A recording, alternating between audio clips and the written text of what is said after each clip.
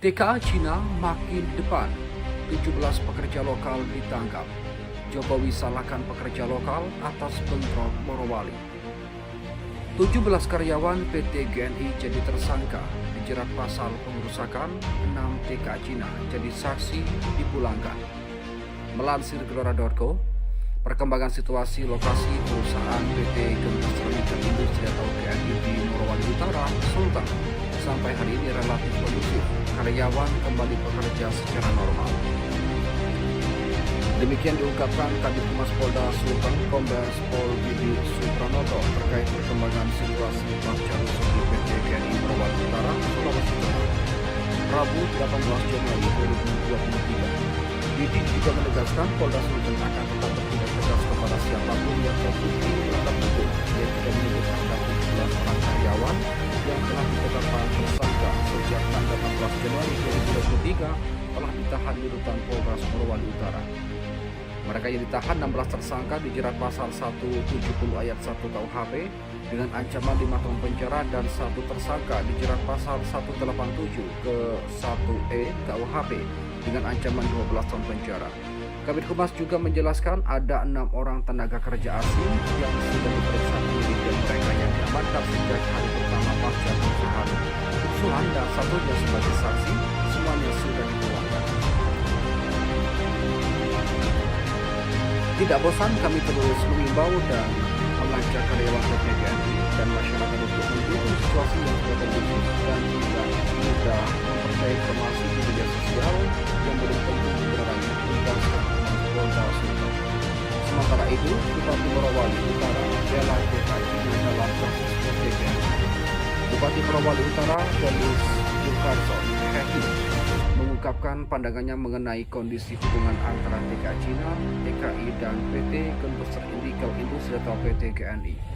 Dalam dialognya di Indonesia Liars Club, Delis mengaku tak melihat kesenjangan antara TKA Cina dan TKI. Kalau melihat fakta lapangan, saya tidak melihat itu kesenjangan, kata Delis menjawab pertanyaan Karni Ilyas. Berbagai pihak mengungkapkan kecurigaan mereka bahwa kasus Morowali dipicu oleh ketimpangan sosial ekonomi, salah satunya terkait ketidaksetaraan gaji. Delis sendiri mengaku tidak mengetahui besaran gaji yang diterima oleh TKI Cina, sementara TKI menerima gaji sesuai upah minimum kabupaten, jadi sekitar 3,3 juta rupiah. Meski tak mengetahui detail besaran gaji, namun Delis melihat TKI Cina terlihat memiliki bobot kerja yang berkurang. Delis menjelaskan bagaimana para TKI Cina menyantap makan siangnya di Kerane karena mereka terus melanjutkan pekerjaan mereka. Mereka kerja non-stop, pulang kerja juga mereka wajib masuk tes dan tidak boleh keluar. Karena mereka container, jadi kalau dibilang mereka senang, kalau melihat kondisi lapangan, saya kira justru pekerjaan mereka berat, jelas dia. Selain itu, Delis juga telah beberapa kali memediasi PT GNI dengan pekerja yang mengajukan tuntutan. Berdasarkan pengajuan dan pengakuan Delis, serikat pekerja tak pernah menuntut terkait ketimpangan gaji. Tuntutan mereka itu soal K3, sanksi terhadap RSP dan persoalan surat sakit, karena perusahaan menuntut bahwa surat sakit harus dikeluarkan oleh institusi kesehatan tertentu. Adapun institusi kesehatan yang dimaksud mencakup klinik perusahaan dan rumah sakit daerah boleh di luar klinik perusahaan seperti rumah sakit daerah. Kalau terkait kesejahteraan para tenaga kerja Indonesia tidak pernah menjadi persoalan mereka. Isu mereka hanya tentang sanksi ini tugas.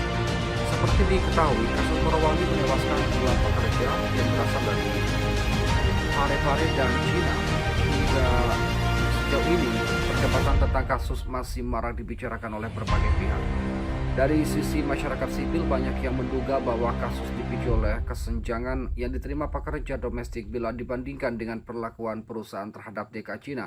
Selain itu juga beredar kabar bahwa para pekerja menuntut perusahaan terkait keselamatan kerja. Dari sisi kepolisian, Kapolri Jenderal Listio Sigit Prabowo menyebut bentrok demonstran disebabkan adanya provokator. Pernyataan ini mendapat kritik dari masyarakat lantaran Kapolri hanya melihat kasus sebagai tindakan kriminal alih-alih melihat problem struktural yang berlangsung. Sementara dari PT GNI, perusahaan merilis pernyataan resmi melalui laman resminya yang membantah adanya penganiayaan oleh TKI terhadap TKI.